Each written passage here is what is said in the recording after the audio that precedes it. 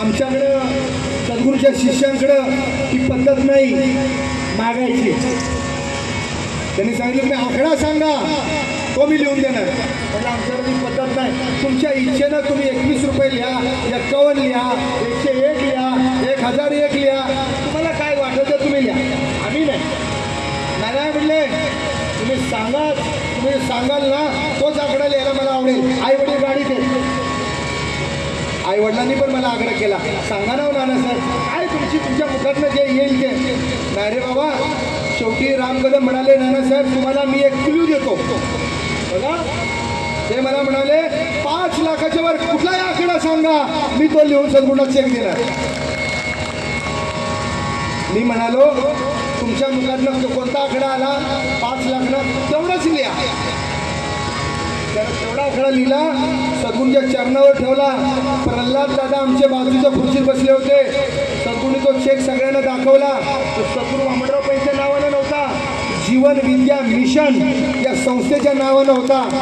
आणि सद्गुरूंनी तो चेक सगळ्यांना दाखवला आणि आईवडिलांना विचारलं, राम कदमांच्या आईवडिलांना विचारलं तुमच्या मुलानं हा चेक आमच्या संस्थेला लिहून दिलाय, तुम्हाला मान्य आहे ना?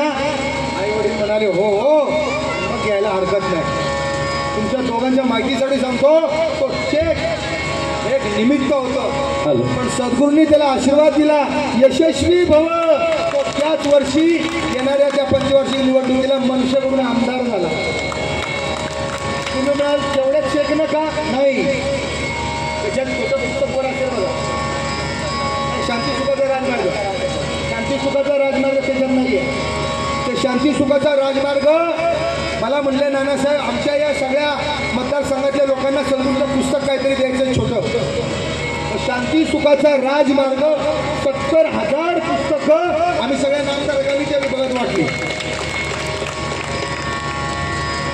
का सांगतोय, as you think so you become.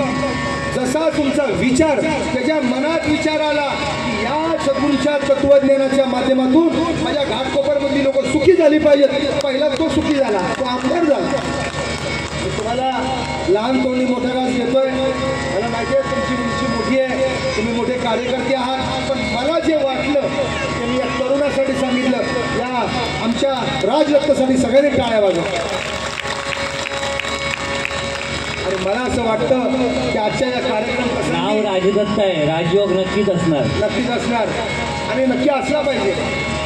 मी असं का सांगतोय, मला इथं कुठल्या पक्षाशी किंवा पॉलिटिक्सशी माझा संबंध नाही आहे, मला या व्यक्तिमत्वाशी संबंध आहे. याच्यातून खरोखर जर काही घडावा ना या आईला वाटतं याच्यातून राजा शिवाच घडावा.